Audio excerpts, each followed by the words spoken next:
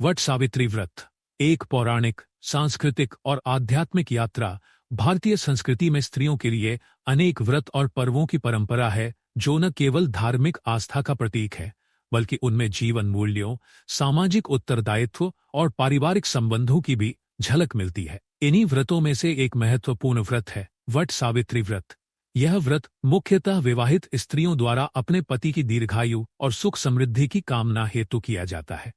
यह व्रत ज्येष्ठ मास की अमावस्या को विशेष रूप से उत्तर भारत, बिहार, झारखंड, उत्तर प्रदेश और मध्य भारत में मनाया जाता है, जबकि कुछ क्षेत्रों में यह व्रत पूर्णिमा को भी किया जाता है। इस व्रत की कथा महाभारत में वर्णित सावित्री और सत्यवान की कहानी पर आधारित है। सावित्री के अद्भुत साहस, बुद्धिमत्ता और पतिव्रत धर्म के अनुपालन के कारण यह व्रत आज भी श्रद्धा और भक्ति से किया जाता है। वट सावित्री व्रत की पौराणिक कथा बहुत समय पहले की बात है। मद्र देश के राजा अश्वपति की कोई संतान नहीं थी। राजा ने संतान प्राप्ति के लिए दीर्घकाल तक तप किया और देवी सावित्री की उपासना की। देवी सावित्री ने प्रसन्न होकर उन्हें एक तेजस्वी कन्या का वरदान दिया। जब कन्या का जन्म हुआ तब राजा ने उसका नाम सावित्री रखा। वह कन्या न केवल अत्यंत सुंदर थी बल्कि ज्ञान, बुद्धि, संयम और धर्म में भी अद्वितीय थी। जब सावित्री विवाह योग्य हुई तो राजा ने योग्य वर की खोज आरंभ की, लेकिन सावित्री स्वयं तपस्वियों और मुनियों के बीच रहकर एक ऐसे युवक को देख आई जो वन में अपने अंधे माता पिता की सेवा कर रहा था। उसका नाम था सत्यवान। वह राजा द्युमत सिंह का पुत्र था, जिनका राज्य छिन जाने के बाद वे वन में आकर रहने लगे थे। जब सावित्री ने सत्यवान को अपने पति के रूप में चुना तब महर्षि नारद ने चेताया कि सत्यवान 1 वर्ष के भीतर मृत्यु को प्राप्त होगा। लेकिन सावित्री ने अपना संकल्प नहीं बदला और कहा, मैंने जिसे एक बार वर के रूप में चुन लिया वही मेरा पति होगा।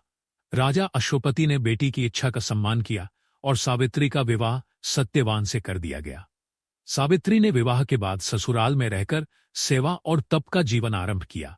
उसने सत्यवान के साथ वन में कठिन जीवन बिताया, अंधे सास ससुर की सेवा की और पति की हर तरह से सहायता की।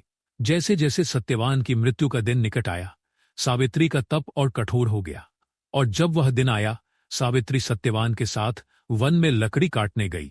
वहीं सत्यवान को सिर में तीव्र पीड़ा हुई और वह सावित्री की गोद में गिरकर प्राणहीन हो गया। तभी यमराज वहां प्रकट हुए और सत्यवान का प्राण लेकर चलने लगे। सावित्री ने उनका पीछा किया। यमराज ने कहा, तू अपने पति की प्राण नहीं ले सकती, लौट जा।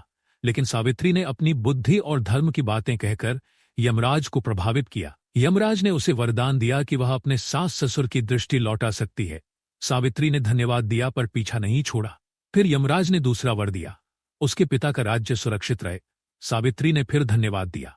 अंत में जब यमराज ने तीसरा वरदान मांगे को कहा, तब सावित्री ने कहा, मुझे 100 पुत्रों का वर दीजिए।